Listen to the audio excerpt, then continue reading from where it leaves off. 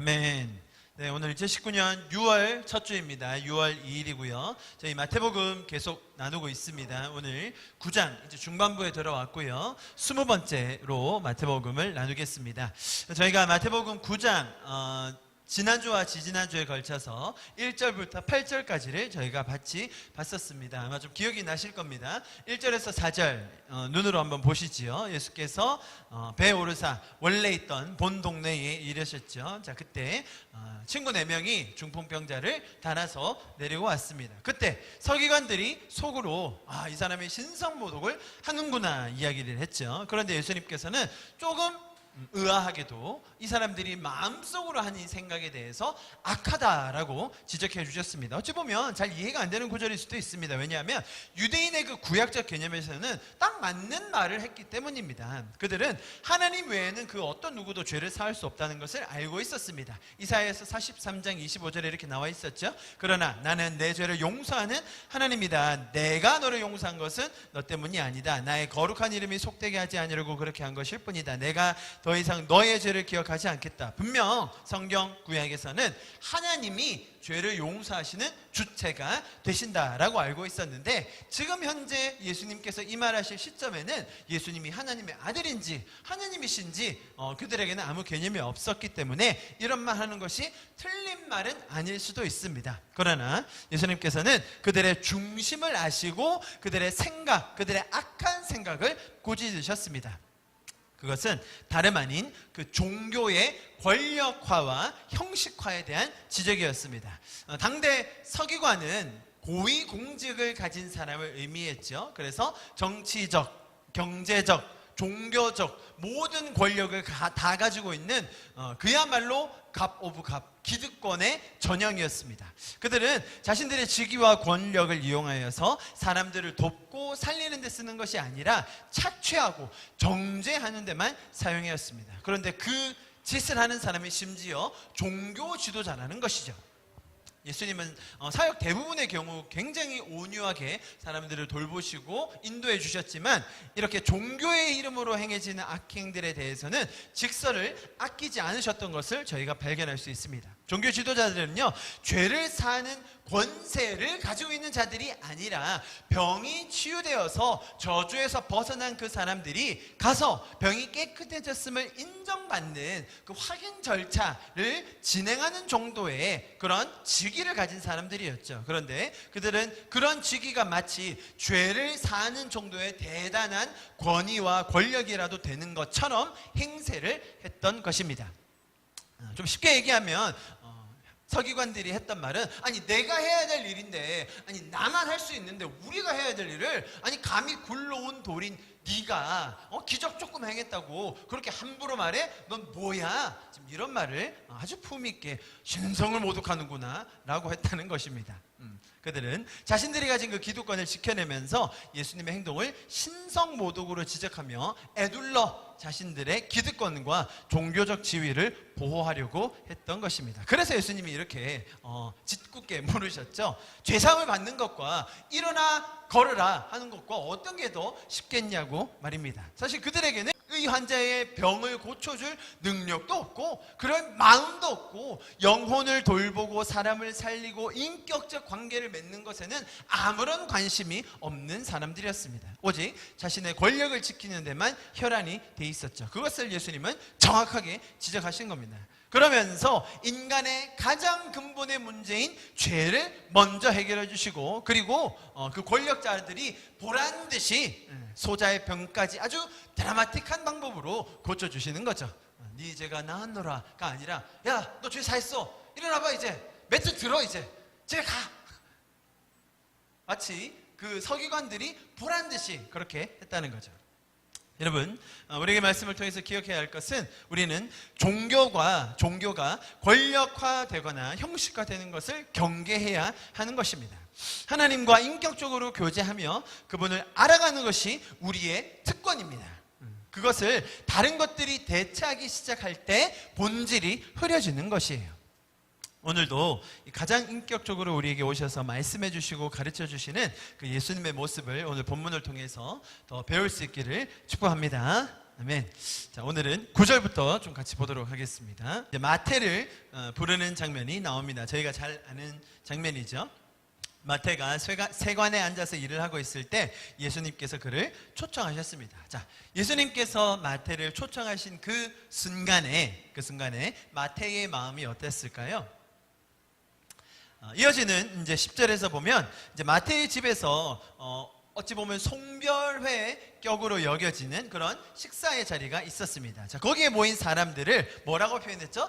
많은 세리와 죄인들이라고 표현했습니다. 자, 이것을 볼 때 당대에는 세리 이꼬르 죄인이구나 라는 공식이 굉장히 강했다는 것을 쉽게 알 수 있습니다. 뭐 그럴 만한 이유가 있었죠. 마태가 하는 일은 사회적 지탄을 받았던 그런 자리였습니다. 마태가 예수님께 부름을 받을 당시 그는 세관에 앉아 있었고, 그 말은 그는 세리의 일을 하고 있었다라고 충분히 생각해 볼 수 있습니다. 당시 유대 사회에서 세리들은 로마 제국이 청부인으로 두어서 로마 관리들이 요구하는 것만큼의 세금을 걷어내야 하는 자리에 있었습니다. 그런데 세리의 일은 그들이 요구하는 그 돈보다 더 많은 것을 자기 동족에게 뜯어내므로 자신이 웃돈을 가지는 그런 자리에 있었던 사람들이었죠. 그러니까 동족들에게는 굉장한 모욕과 배척을 당할 수밖에 없었습니다. 또한 이 세리들은요, 이방인들을 만나야 했고 또 이방 화폐를 취급하면서 그 유대교의 정결 규례를 어길 수밖에 없었습니다. 그러므로 당시 유대적 관점으로 볼 때 예수께서 세리를 자신의 직속 제자로 부르셨다는 사실은 아주 지극히 불경건한 일이 아닐 수 없는 거예요.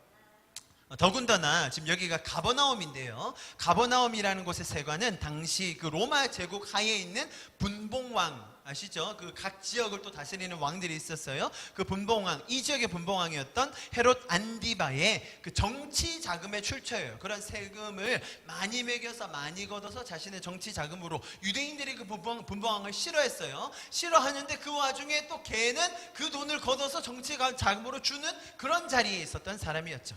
여러모로 마태는 동족들의 미움과 혐오를 받는 그런 자리에 있던 사람이었습니다. 자, 그런 면으로 볼 때 마태는 죄인이라고 낙인 찍힌 사람입니다. 여러분, 지금까지 마태복음에 소개되었던 죄인들은요, 대부분 질병으로 인해 벗어날 수 없는 굴레를 안고 사는 사람들이었습니다. 자, 그런데 이번에 등장한 마태라는 사람은 자신이 하는 일로 인해 이 사회적인 꼬리표를 달아야만 했던 죄인이었습니다. 자, 스스로를 소개하는 겁니다. 스스로를 소개할 때 많은 세리들과 죄인들, 이렇게 자기를 죄인으로 소개하는 이 사람들의 마음을 잘 이해하셔야 됩니다. 유대인들의 관점에서 볼 때요, 이 죄인들은 그들이 반드시 지켜야만 하는, 지켜야 의로워지고 지켜야 구원까지 받을 수 있는 그 율법 조항들을 지키지 못하는 사람들이었어요. 죄인들, 그죠? 내가 죄인이다. 죄인들과 세리들 같이 묶었는데요, 내가 죄인이라고 소개하는 그 사람들 마음에는 맞아, 그렇게 지켜야 될 율법이 있지, 조항들이 있지, 그런데 우리는 그것을 못 지키는 사람이야 라는 인식이 있었다는 거예요. 왜 못 지켰을까요?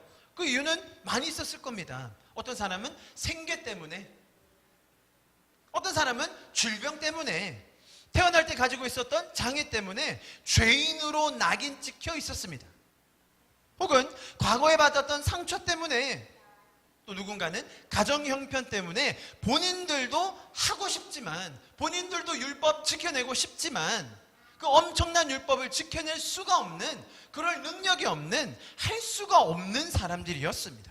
여러분, 누군들 죄인으로 낙인 찍히고 싶겠습니까? 누군들 사회에서 배척당하고 버림받고 싶겠습니까? 이들은 다들 각자의 이유 때문에 죄인이라는 낙인을 단 채로 살아갈 수밖에 없었던 상황인 거예요.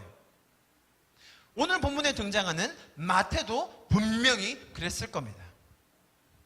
우리는 마태를 생각하면요, 동족을 배신하고 실리를 추구하면서 세관에서 일하면서 자기만 먹고 살겠다고 부를 축적한 아주 약삭빠른 사람의 전형으로 이해하고 생각할 때가 많습니다. 네, 그럴 수도 있습니다. 그러나 오늘 성경이 전하려고 하는 메시지는 그런 방향은 아닙니다. 여러분, 마태야말로 저와 여러분과 똑같은, 혹은 성경에 나오는 다른 죄인들과 마찬가지로 죄인으로 사는 것이 너무나 힘들었던 사람 중에 한 명이었습니다. 자, 그런데 예수님께서 먼저 다가오셔서 말을 걸어주셨어요. 아무도 쳐다보지 않고 자신을 지나갈 때면 저런 매국노 자식 하면서 침을 뱉기 일쑤였는데, 먼저 찾아오실 뿐만 아니라 함께 가자는 그 여정에 초청을 해주셨어요. 그래서 마태는 단숨에 따라갈 수 있었던 거예요. 여러분, 유대인들에게 죄인으로 이 낙인 찍힌 사람들은 증오의 대상, 처벌의 대상, 저주의 대상이었습니다. 그런데 예수님께서는 그들과 함께 식사하려고 하십니다. 왜 예수님은 이런 세리와 죄인들과 함께 음식을 드셨을까요?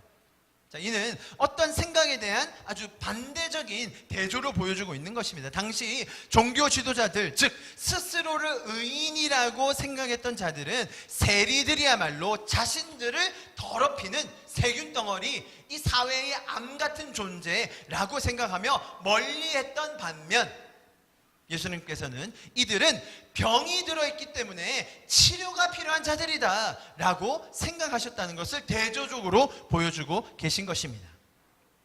예수님은 자신이 병든 자들을 고치러 온 의사라고 말씀하시는 이유가 바로 이것입니다.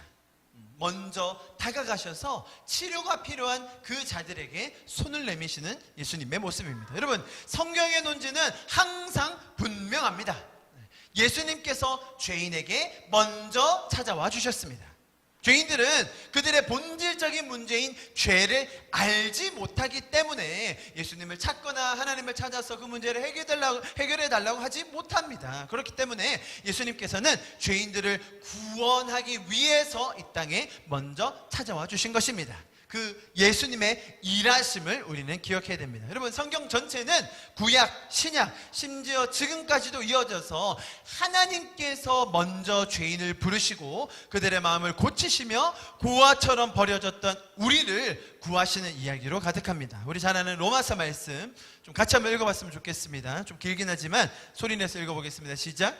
그러면 어떠하냐? 우리는 나으냐? 결코 아니라. 유대인이나 헬라인이나 다 죄 아래에 있다고 우리가 이미 선언하였느니라. 기록된 바 의인은 없나니 하나도 없으며 깨닫는 자도 없고 하나님을 찾는 자도 없고 다 치우쳐 함께 무익하게 되고 선을 행하는 자는 없나니 하나도 없도다. 그들의 목구멍은 열린 무덤이요 그 혀로는 속임을 일삼으며 그 입술에는 독사의 독이 있고 그 입에는 저주와 악독이 가득하고 그 발은 피 흘리는데 빠른지라. 파멸과 고생이 그 길에 있어 평강의 길을 알지 못하였고 그들의 눈앞에는 하나님을 두려워함이 없느니라. 함과 같으니라. 자, 여러분, 성경이 너무나 명백하게, 너무나 클리어하게 설명되어 있죠.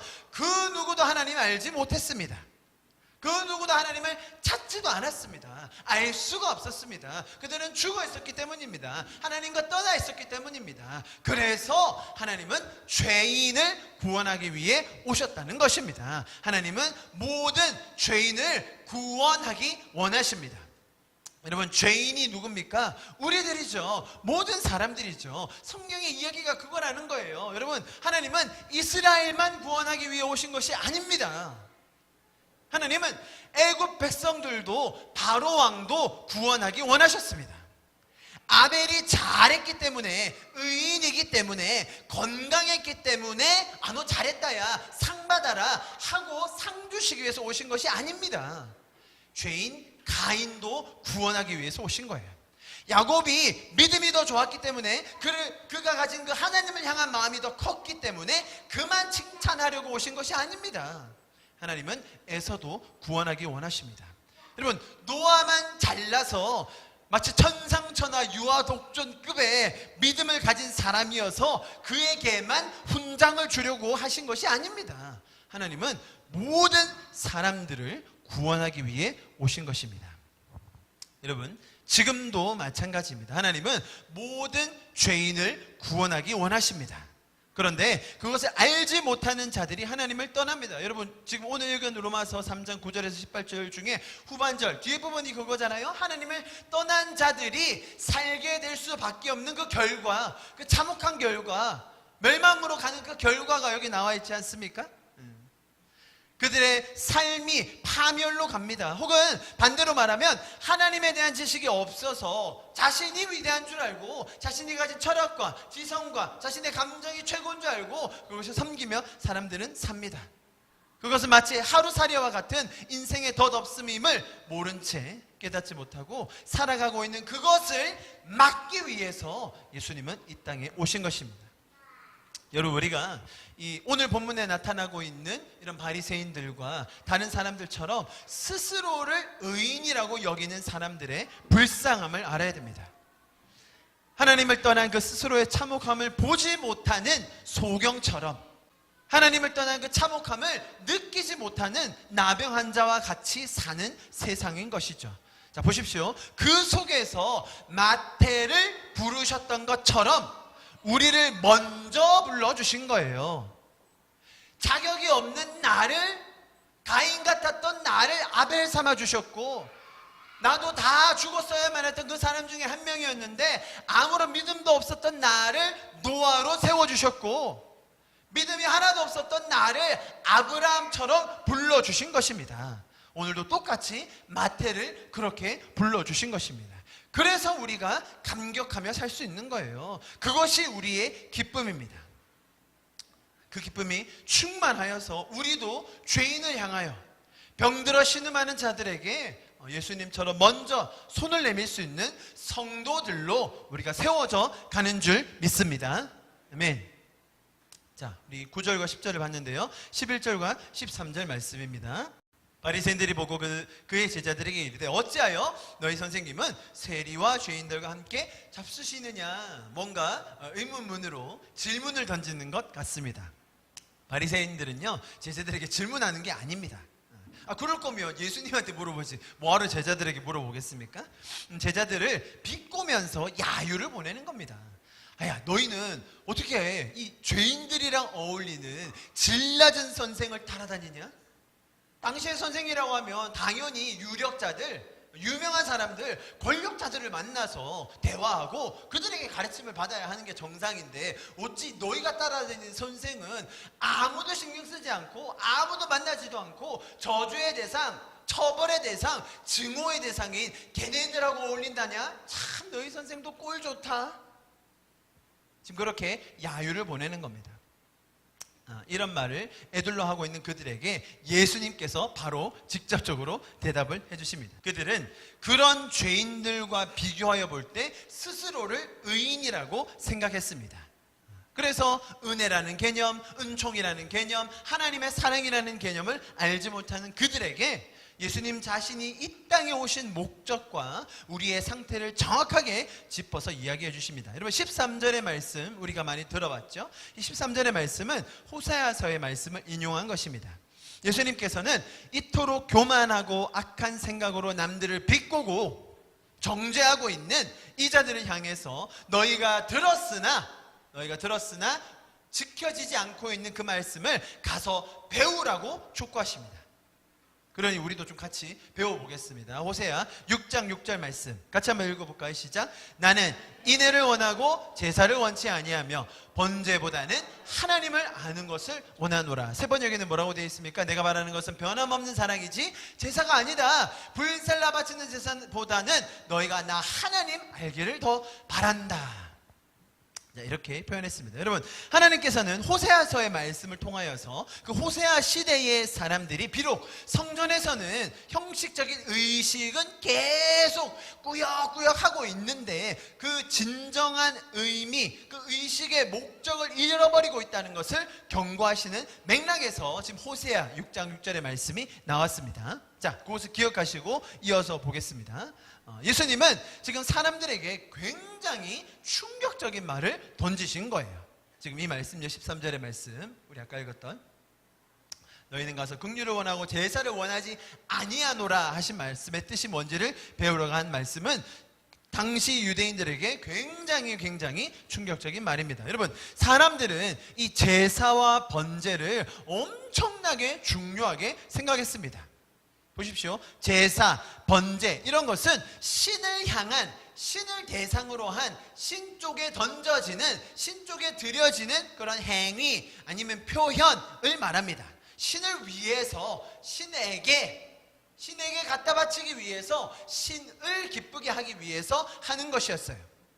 자, 그런데 예수님은 이 모든 것들을 다 원하지 않는다라고 말씀하셨어요. 자, 왜 예수님은 이것을 원하지 않는다고 말씀하셨을까요? 그들이 하고 있는 그런 의도, 그런 목적, 그런 마음의 제사는 필요가 없다는 거예요. 그들이 했던 이 신을 향한 행위의 목적은 너무나 분명했어요. 자신들만 보호받고 자신들에게 저주를 주지 않으시고 자신들에게 복을 내려주기를 바라는 수단이었어요. 수단. 한 가지 방법이었죠. 내가 이렇게 해야 하나님이 날 보호해 주시고 내가 이렇게 해야 내가 복을 받는다라는 수단으로 드려지고 있던 것이 제사, 번제였다는 것입니다. 그런데 예수님께서는 인간들이 그렇게 행하는 그런 의식들을 아예 부정해 버리시는 거예요. 자기들 인생에서 어찌 보면 가장 중요하게 여겨졌던 그런 의식, 하나님을 향해, 하나님을 위해, 하나님을 쪽으로 보면서 했던 그런 것들을 다 부정해 버리시는 거예요. 그러면서 너희가 했던 그 에너지를, 너희가 했던 그런 정성을 사람들에게 쏟으라고 오히려 가르쳐주고 계신 거예요. 제가 왜 이 말씀을 드리느냐, 보십시오. 너희는 가서 내가 긍휼을 원하고 라고 표현하셨어요. 여러분, 긍휼이 뭡니까? 하나님의 긍휼이 필요하세요? 긍휼은 말 그대로 하나님께서 인간에게 베푸시는 마음과 관심이에요. 자, 그러한 하나님의 마음을 깨닫고 경험한 자들만이, 자, 성경적 표현으로 하면 거저받은 자들이, 그죠? 그리고 하나님의 긍휼을 경험한 거저받은 자들이 다시 그 은혜로 다른 사람들을 섬기고 베풀 수 있게 되는 것, 그것이 성경이 말하는 긍휼의 흐름이에요. 은혜의 흐름이라는 거죠. 자, 지난주에 저희가 신성모독이라는 말을 통해서 그것이 어떻게 사용되었는가를 보면서 하나님의 속성을 좀 배울 수 있었어요. 자, 그것은 뭐냐면 하나님은 인간의 어떤 행위나 드러나는 모습, 어떤 모습을 가지고도 하나님은 모독받지 않으신다라는 거였어요.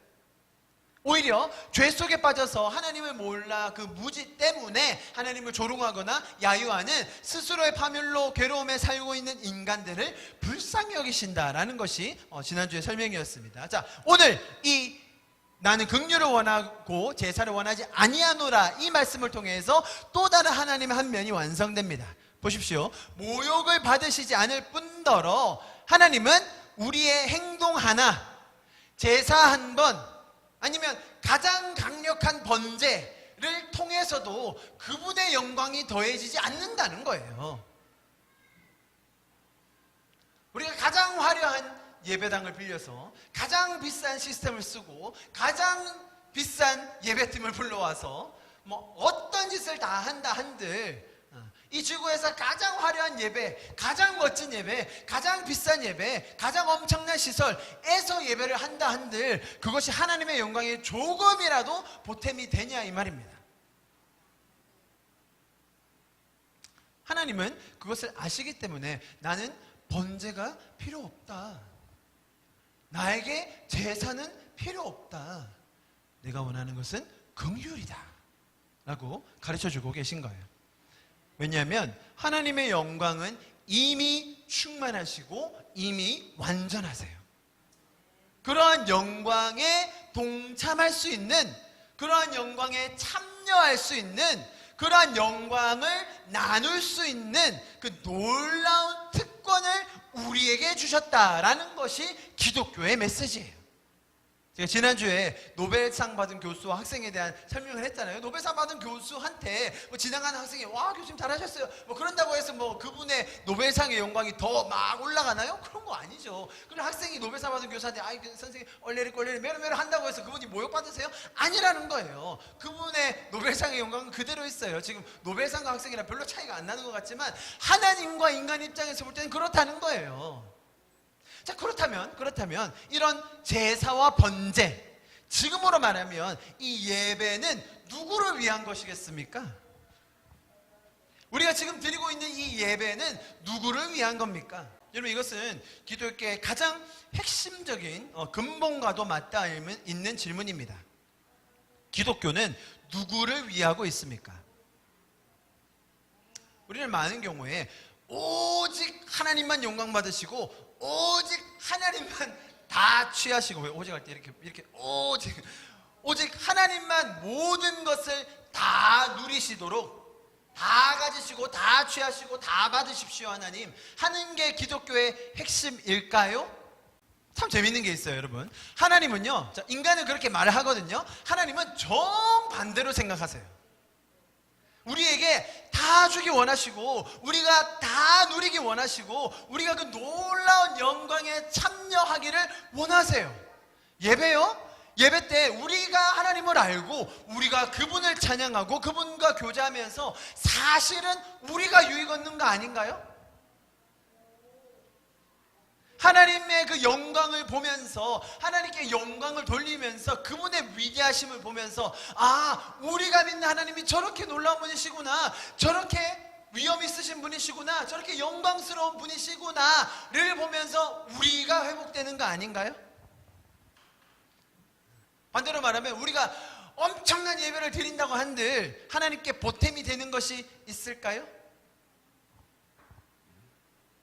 제가 누누이 강조했던 구절이 하나 있었습니다. 매번 나와요. 이사야서 43장 21절. 이 백성은 내가 나를 위해 지었나니 나를 찬송하게 하려 함이니라. 자, 이 구절 때문에 제가 많은 예배 때 보십시오. 우리는 영광을 돌려야만 합니다. 우리 존재의 목적은 하나님이 우리를 지으신 이유는 그분께 영광을 돌려드리기 위함입니다. 반대로 말하면 그런 목적을 제대로 하고 있지 않은 사람들은 하나님께서 쳐버리십니다. 그런 목적을 제대로 하고 있지 않은 나라들은 하나님께서 저주를 내리십니다. 여러분, 제가 실제로 많이 들었던 말이에요. 저 나라가 하나님을 경배하지 않고 있으니까, 목적대로 서 있지 않으니까 하나님이 쓰나미 내리신다고.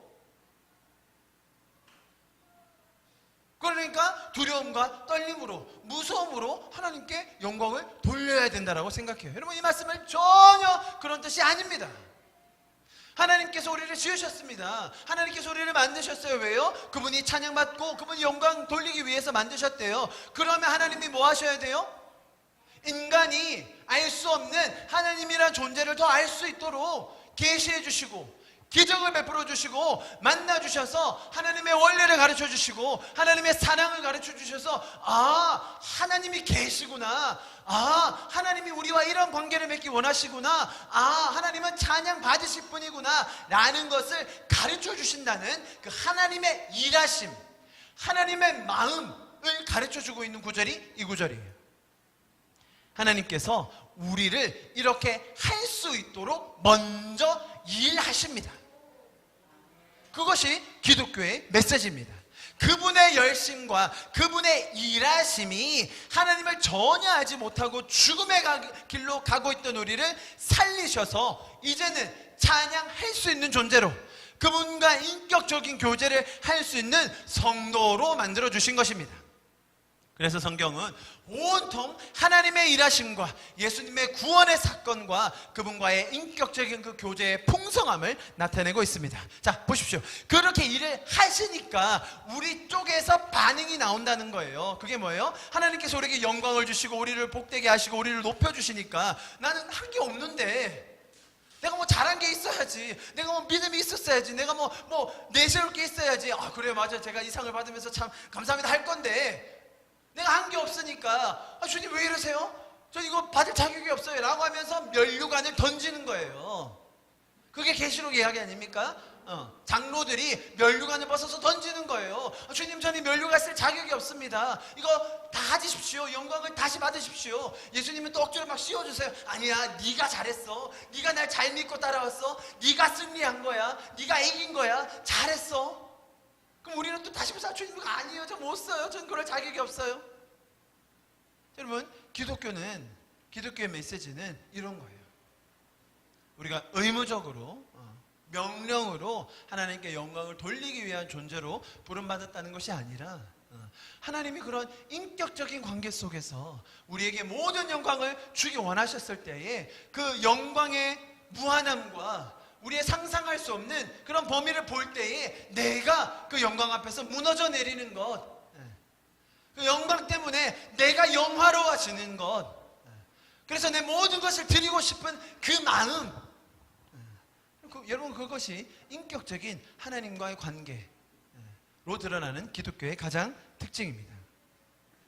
여러분 그래서 하나님께서는 사실은 제사와 번제가 필요 없습니다. 오히려 그분께서 주신 그 긍휼과 은혜가 우리 안에 풍성히 나누어지기를 하나님은 원하시는 겁니다. 자, 그렇게 하나님 쪽에서 먼저 베푸신 그 긍휼이 우리 안에 풍성해짐으로 말미암아 하나님의 형상들이 회복되어지는 것, 그것을 원하시는 거예요. 아시겠죠? 그리고 놀라운 하나님의 계획이 우리의 삶 가운데 더 실현될 수 있기를 축복합니다. 아멘.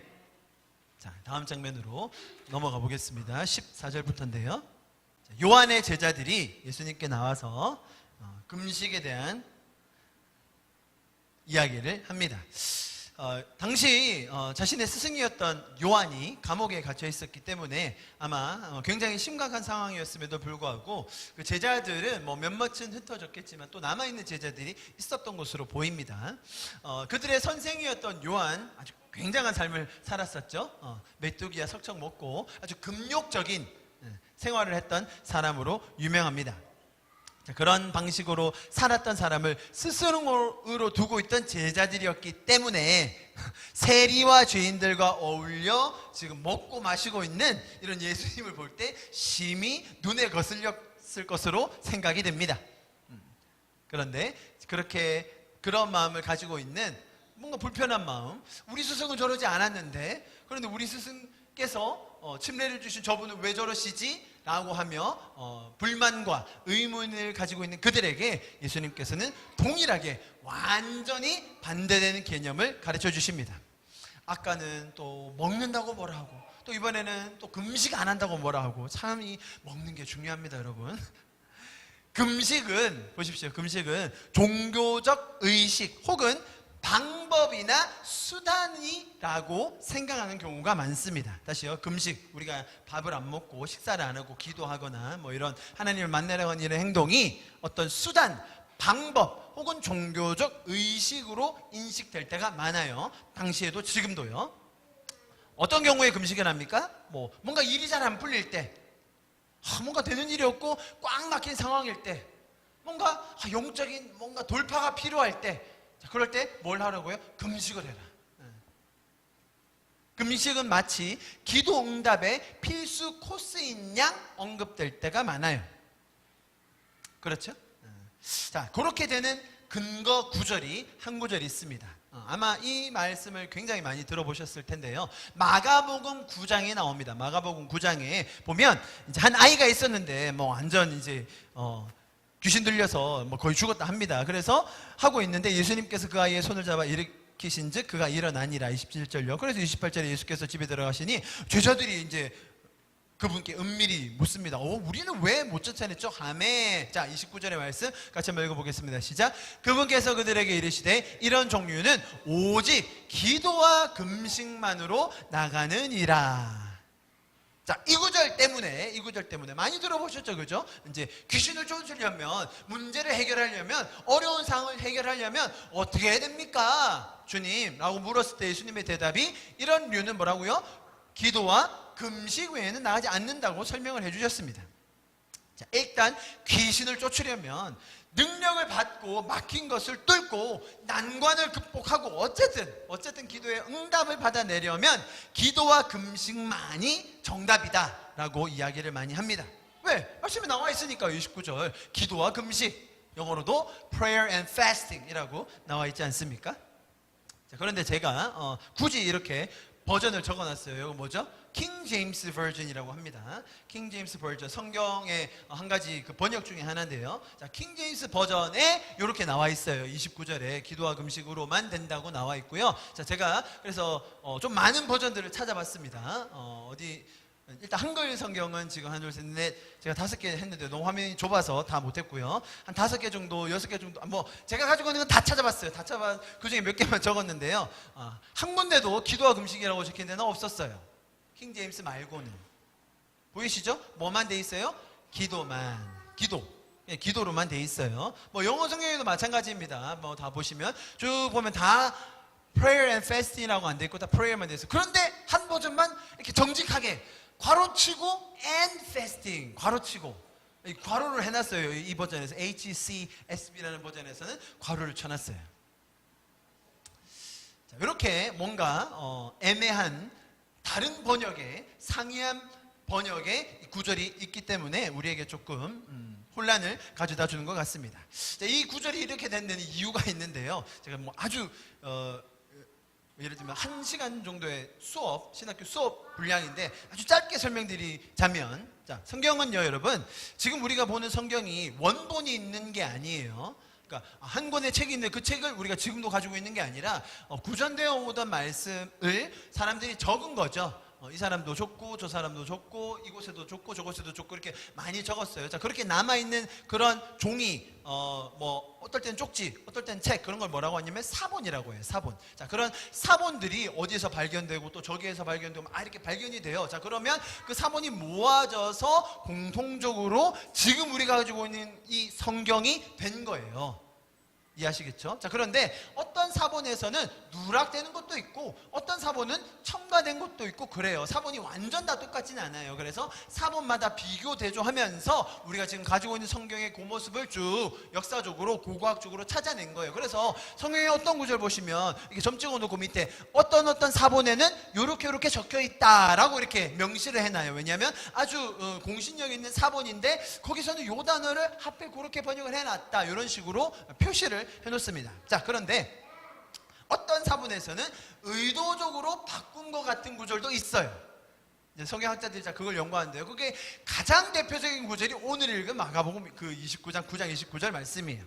왜냐하면 그 말씀이 어디서 발견됐냐면 이제 수도사들, 여러분 수도사를 들어보셨죠? 산에 들어가서 막 금식하고 기도를 많이 했던 금욕적인 생활을 했던 사람들이에요. 자, 이 사람들도 사본을 막 적었어요. 계속 사본으로 남겨야 되니까 하는 일이 그냥 성경을 적는 거예요. 사본으로 계속 적는 거. 그런데 이 사람들이 했던 일이 뭐라고요? 굉장히 금욕적인 일을 살면서 기도와 금식을 강조했거든요. 그런데 보니까 이런 유는 기도로 나가게 돼 있는데 자기들이 강조하고 싶은 건 뭐예요? 금식. 그래서 괄호를 치고 금식이라고 적어놨어요, 자기들이. 그런데 이게 자꾸 후대에 전해지다 보니까 맞아, 기도와 금식이지 라고 하면서 기도와 금식 외는으로 바뀐 거예요.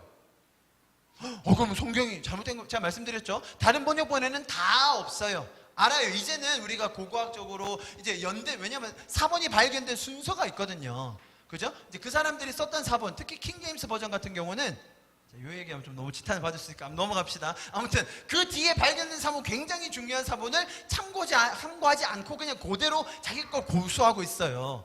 그 킹 제임스 버전에 쓰여진 그 다음에 나온 사본들이 있는데, 그래서 우리는 그것들을 다 통합해서 지금의 성경을 가지고 있는 건데 킹 제임스 버전은 그걸 안 하겠다는 거죠. 그 이단이라고 뭐 이러면서 그렇게 이제 고수하시는 분들이 계신데, 그래서 그 버전에만 유독 그렇게 들어있는 거예요. 자, 제가 지금 뭘 말씀드리려고 하냐면 유대교에서 금식은 구제 그리고 기도와 더불어서 이 경건의 필수적인 요소가 되어서 이 형식으로 굳어져 있었어요. 아주 경건한 유대인들은요, 일주일에 이틀을 금식했어요. 월요일과 목요일 이틀을 통으로 금식합니다. 일주일에 이틀이나. 굉장하죠. 금식을 할 때 어떻게 합니까? 머리를 풀어헤치고 얼굴에 젤을 바르고 나 금식해요. 무슨 말이에요? 나 거룩한 사람이야. 나 의로운 사람이야. 나는 일주일에 2번, 이틀이나 금식해. 너희는 뭐하니? 그 사람들은 생계를 유지해야 되거든요. 그 사람은 금식할 수가 없는 사람들이거든요. 그 사람들은 질병이 있는 사람들이거든요. 그런 자들을 비아냥거렸던 유대인들이라는 거예요. 그런데 여러분 잘 생각해 보시면 예수님의 공생애를 통틀어서 처음에 사역을 시작하시면서 광야에서 40일 금식하신 것 외에는 예수님 금식 안 하셨습니다. 오히려 먹으라고 하셨어요. 먹으라고. 제발 좀 먹어라. 자, 오늘 말씀을 저희가 읽었는데 그 말씀으로 볼 때 여러분, 자, 우리가 예를 들어 뭐 금식할 수 있지 않습니까? 뭐 10일, 20일, 40일 금식하고 있다고 칩시다. 자, 금식하고 있는 중간에 아이고 친척이 결혼을 하네요. 40일 작정하고 금식하고 있었는데 20일째 되어서 뭐 한 20일째 되면요, 여러분 40일 할 수 있는 마음이 생겨요. 마음이 사람이 막 엄청 가벼워집니다. 그래가지고 이제 난 막 엄청 신령해지는 것 같아요. 자, 그때쯤 돼가지고 결혼식이 있네. 갔어요. 여러분 밥을 먹어야 됩니까? 안 먹어야 됩니까? 어디 감히 40일을 금식하는데, 우리나라 사람 그런 게 중간에 뭐 하나 먹으면 끝났다고 생각해.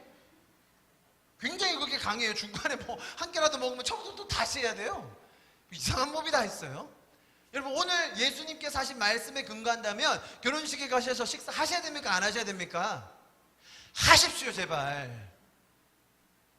20일 금식하고 밥 먹으면 속이 다 타네. 탈라고 또 하세요. 괜찮아요. 그렇다고 해서 뭐 질긴 고기를 왕창 드시라 이런 게 아니라 분위기 깨지 말라는 거예요. 아니, 그렇게 중요한 정말로 기쁜 결혼식, 나 금식하고 있어, 제 얼굴에 뿌리내지 말라는 거예요. 결혼식에 가셨으면 다들 즐겁게 축하할 수 있도록 여러분도 드시라는 겁니다. 그게 성경의 가르침이에요. 여러분, 금식이 중요합니까? 자, 여러분, 제가 금식을 부정하는 것이 아님을 다시 한번 밝히는 바입니다. 저도 한 금식 하는 거 아시죠? 자, 이렇게 아시죠? 가르치고 나 재 뿌리고 있어 뭐 이런 거예요. 교만 드러나는 거. 여러분, 금식이라는 것이 정말로 어떤 단기간, 내가 시간이 많이 없는데 어떤 단기간 동안 말씀을 집중해서 보고 기도를 하면 하나님과 좀 더 깊게 친밀하게 만나고, 여러분 밥 먹고 소화시키고 밥을 하고 설거지하고 돈 쓰고 이게 생각보다 에너지가 많이 들어요. 그런데 예를 들어 하루만이라도 내가 밥 먹는데 에너지를 쓰지 않겠다, 뭐 준비하고 먹고 소화시키고 설거지하고 치우고 돈 쓰는데 소비하지 않겠다 그러면요, 하루의 시간이 굉장히 많아져요. 맞아요.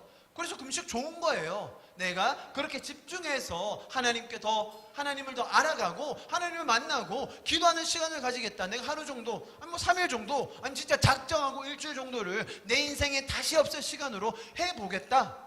너무 좋은 거 아닙니까? 그게 아니라 금식을 마치 수단화해서 이거 해야, 저 사람은 10일 했는데 네가 9일 했으니까 안 되는 거지, 넌 11을 해야 되는 거야, 이따 소리 하지 말라는 거예요. 성경이 말하는 금식은 그런 것이 아니라는 겁니다. 예수님이 왜 광야에서 40일 금식하셨습니까? 금식을 해야 영빨이 더 좋아지기 때문입니까? 금식을 해야만 능력이 나타나기 때문입니까? 제가 마태복음 4장에서 설명드렸습니다. 예수님이 금식하신 이유는 사단을 조롱하기 위해서. 가장 완벽했을 때 아담과 하와는 사단의 유혹에 한 번에 넘어갔습니다. 그러나 인간의 육신을 입고 오신 예수님께서는 인간이 처할 수 있는 가장 연약한 모습으로 스스로를 낮추심으로 사단을 조롱하는 거예요. 자, 난 이제 이 몸으로 왔어. 이제 너 한번 해봐. 너의 최선을 다해봐. 그게 다냐? 그런 식으로 사단을 조롱하시기 위해서 하셨던 것이 40일 금식이었어요. 우리도 40일 금식을 해내야 능력을 받고 권능을 받고 영빨이 올라가는 게 아닙니다. 여러분, 성경 어디에 금식을 통해서 그렇게 하라고 되어 있습니까? 이렇게 나와 있어요, 성경에. 이사야서 58장에 제가 여러 번 읽어드렸죠? 같이 다시 한번 읽어보겠습니다. 좀 긴데요, 뒤에까지 읽어보면 더 하나님의 마음이 절절히 느껴집니다. 읽어봅시다. 시작. 내가 기뻐하는 금식은 부당한 결박을 풀어주는 것, 멍에의 줄을 끊어주는 것, 압제받는 사람을 놓아주는 것, 모든 멍에를 꺾어버리는 것, 바로 이런 것들이 아니냐. 또한 굶주린 사람들에게 너희 먹거리를 나누어 주는 것, 또 너는 불쌍한 사람을 집에 맞아들이는 것이 아니겠느냐. 헐벗는 사람을 보았을 때에 곤욕을 피하여 숨지 않는 것이 아니겠느냐. 그리하면 내 빛이 새벽 햇살처럼 비칠 것이며 내 상처가 빨리 나을 것이다. 내 의를 드러내실 분이 내 앞에 가실 것이며 주님의 영광이 내 뒤에서 호위할 것이다. 9절요. 그때에 내가 주님을 부르면 주님께서 응답하실 것이다. 내가 부르짖을 때에 주님께서 내가 여기 있다 하고 대답하실 것이다. 내가 너의 나라에서 무거운 멍에와 온갖 폭력과 폭언을 없애버린다면 내가 너의 정성을 굶주린 사람에게 쏟으며 불쌍한 자의 소원을 충족시켜주면 너의 빛이 어둠 가운데 나타나며 캄캄한 밤이 오히려 대낮같이 될 것이다. 아멘. 하나님의 마음이 뭔지 아시겠죠? 하나님의 마음은 그 하나님의 긍휼이 우리에게 먼저 충만하게 임해서 그것이 사람들로 흘러가는 것, 신음하고 고통하고 괴로워하고 갈 바를 몰라 헤매고 있는 이 세상 가운데 하나님의 빛이 비추어 주는 것, 그것이 하나님이 기뻐하는 금식이 아니겠습니까, 여러분? 성경은 그 말을 우리에게 전달해 주고 있습니다.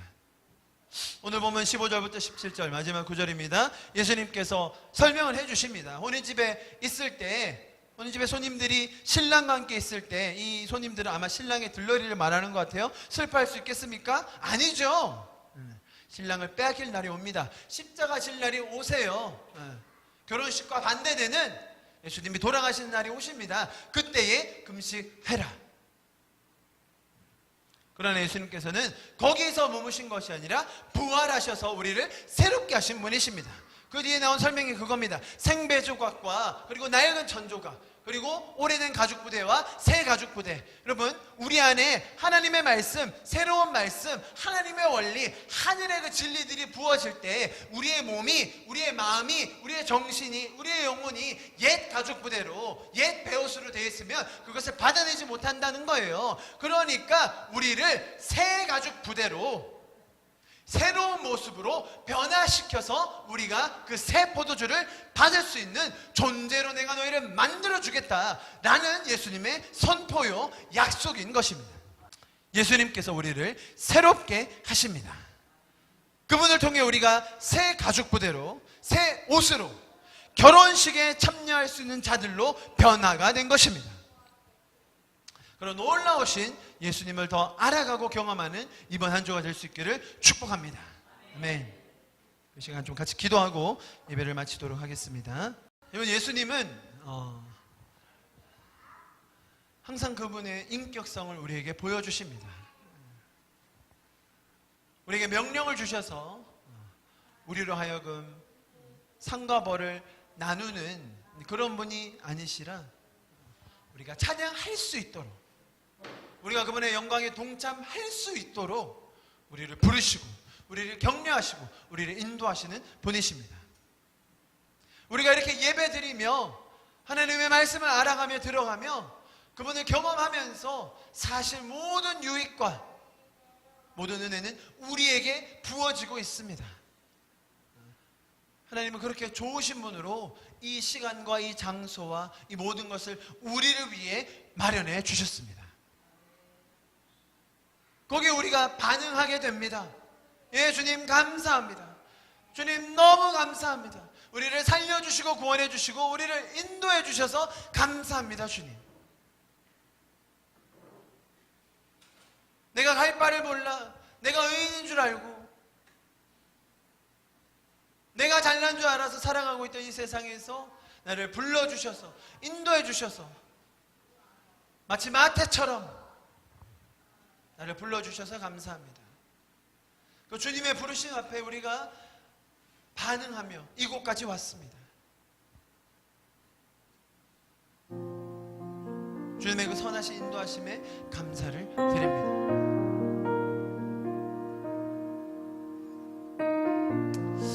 사람들이 우리에게 형식과 의식과 외형들을 가지고 지탄하고 비난하고 조롱할 때에 오히려 예수님은 우리에게 잔치를 베풀어 주셨습니다.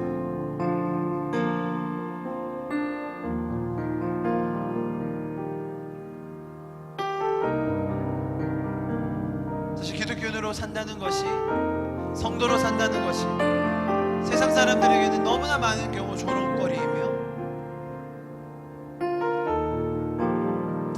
똑같은 실수를 할 때에도 우리에게는 그 정죄가 더 큰 것 같이 느껴지고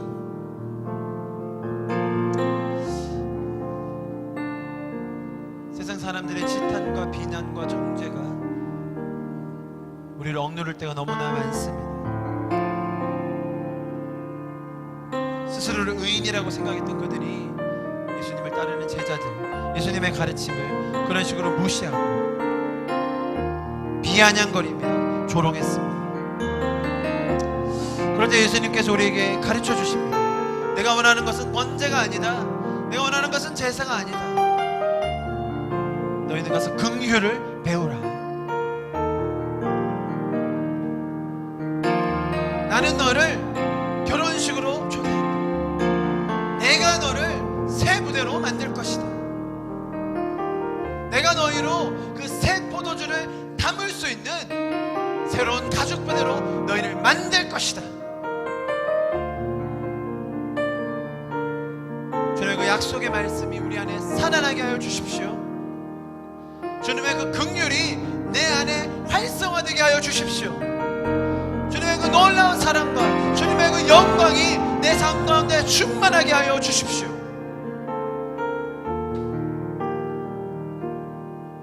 우리 삶에 친히 찾아오셔서 하나님 나라를 꿈꾸게 하여 주시옵소서. 우리 시간 마지막으로 그렇게 우리 자신과 우리의 가정과 우리의 교회와 한국에 있는 교회들을 주님 앞에 올려드리며 마지막으로 기도하고 예배를 마치도록 하겠습니다. 기도하시겠습니다. 주님, 그렇습니다. 무한 시절 지날 때, 무한 시절 지날 때, 깊은 한숨 내쉴 때, 그런 불금 보시며 단식하는 분이 있네. 그와 같이 너희를 버려두지 않으리. 내가 너희와 영원히 함께하리라. 성령이 오셨네. 성령이 오셨네. 성령이 오셨네. 내 주에 보내신 성령이 오셨네. 우리 인생 가운데 주님 찾아오셔서 그 나라 꿈꾸게 하시네. 억눌린 자 갇힌 자, 억눌린 자 갇힌 자, 자유함이 없는 자, 피난처가 되시는 성령님 계시네. 주의 영이 계신 곳에 참 자유가 있다네. 진리의 영이신 성령이 오셨네. 성령이 오셨네. 성령이 오셨네. 내 주에 보내신 성령이 오셨네. 우리 인생 가운데 친히 찾아오셔서 그 나라 꿈꾸게 하시네. 성령이 오셨네. 성령이 오셨네. 내 주에 보내신 성령이 오셨네. 우리 인생 가운데 친히 찾아오셔서 그 나라 꿈꾸게 하시네. 성령이 오셨네. 성령이 오셨네. 내 주에 보내신 성령이 오셨네. 우리 인생 가운데 친히 찾아오셔서 그 나라 꿈꾸게 하시네. 우리 인생 가운데, 우리 인생 가운데 친히 찾아오셔서 그 나라 꿈꾸게 하시네. 그 나라 꿈꾸게 하시네.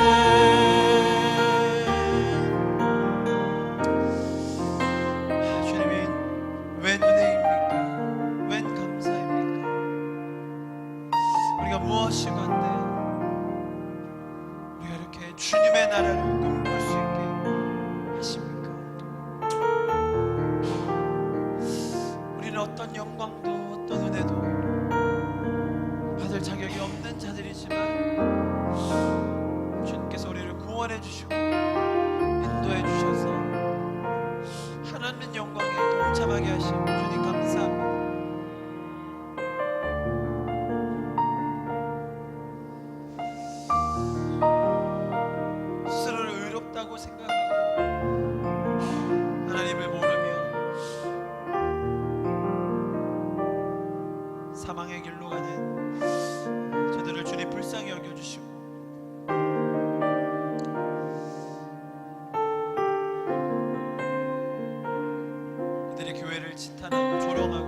필요할 때마다 오히려 저들에게 주님 살아계심을 나타내 보여주십시오. 긍휼을 베풀어 주십시오. 주님, 우리 성도들을 굳건하게 믿음에 서게 하여 주시옵소서.